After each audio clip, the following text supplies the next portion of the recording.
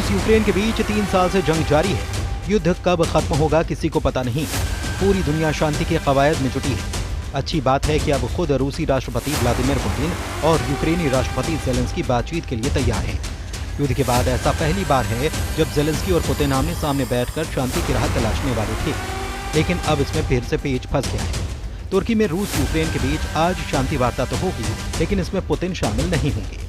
ये तब है जब खुद जेलेंस्की ने कहा था कि वो तुर्की मुल्क में पुतिन का आखिरी पल तक इंतजार करेंगे।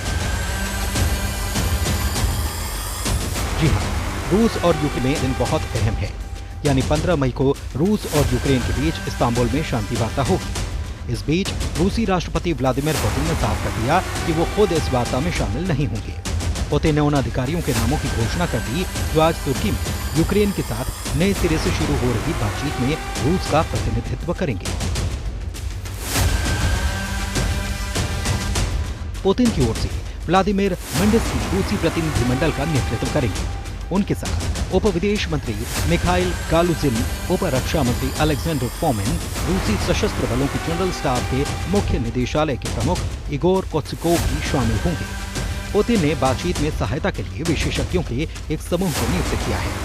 इसमें अलेक्जेंडर जोरिन, जनरल स्टाफ के सूचना विभाग के पहले उप प्रमुख, मानवीय नीति के लिए राष्ट्रपति निदेशालय के उप प्रमुख येलेना पोडोब्रेवस्काया, विदेश मंत्रालय में दूसरे CIS विभाग के निदेशक एलेक्सी पोलिश्चुक और रक्षा मंत्रालय के अंतर्राष्ट्रीय सैन्य सहयोग निदेशालय के उप प्रमुख विक्टर शेवत्सोव शामिल हैं।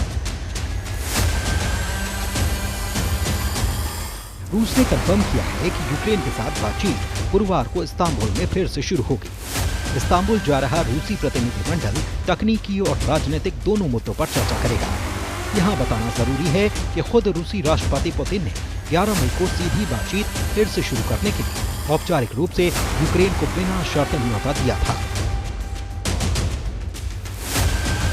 इससे पहले यूक्रेन के राष्ट्रपति जेलेंस्की ने कहा था कि यूक्रेन ये देख रहा है कि रूस तुर्की में होने वाली आगामी बातचीत में किसे भेजता है।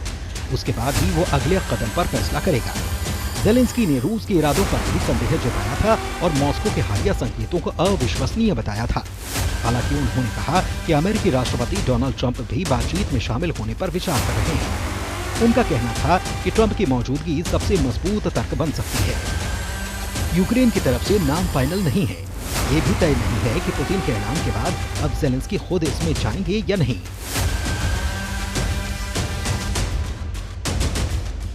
इससे पहले जेलेंस्की ने कहा था कि हत्याओं को लंबा खींचने का कोई मतलब नहीं है और मैं गुरुवार को तुर्की में पुतिन का व्यक्तिगत रूप से इंतजार करूंगा। मुझे उम्मीद है कि इस बार रूसी बहाने नहीं तलाशेंगे। हालांकि अब रूस ने साफ कर दिया है कि पुतिन अभी जेलेंस्की के साथ सीधी बातचीत नहीं करने वाले। वो खुद इस वार्ता में शामिल नहीं होंगे। उनकी जगह उनका प्रतिनिधिमंडल शामिल होगा। बताएं कि इस वार्ता पर दुनिया की नजर है।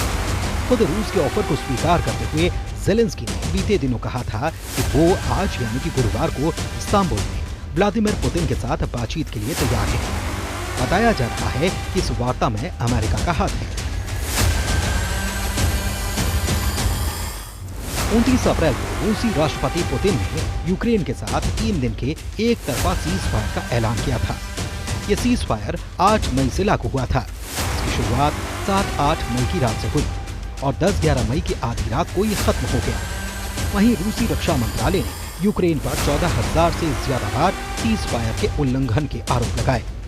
दूसरी तरफ यूक्रेन का कहना है कि रूस ने अपनी तरफ लागू किए सीज फायर का उल्लंघन किया। यूक्रेन ने इसे एक तमाशा बताया। यूक्रेन की वायुसेना ने कहा कि रूस ने 11 मई की रात को 108 ड्रोन और सिम्युलेटर ड्रोन लॉन्च किए, जिनमें से 60 ड्रोन को यूक्रेन ने मार गिराया। यूरोपीय देशों ने यूक्रेन को सैन्य समर्थन देने की बात कही। फ्रांस के राष्ट्रपति इमैनुएल मैक्रों, ब्रिटिश प्रधानमंत्री Keir Starmer, German chancellor Friedrich Merz और पोलिश प्रधानमंत्री डोनाल्ड टस्क ने 10 मई को कीव में जेलेंस्की से मुलाकात की थी। साथ ही सोमवार से युद्ध विराम के लिए आह्वान किया था। इस योजना को यूरोपीय संघ और ट्रंप दोनों से समर्थन मिला है। यूक्रेन, ब्रिटेन, फ्रांस, जर्मनी और पोलैंड के नेताओं ने रूसी राष्ट्रपति को धमकी दी थी कि अगर वो सीज फायर पर हस्ताक्षर नहीं करते तो बाकी देश यूक्रेन को सैन्य समर्थन देंगे। पुतिन और जेलेंस्की के बीच अब तक सिर्फ एक मुलाकात हुई है। ये बातचीत 2019 में हुई थी।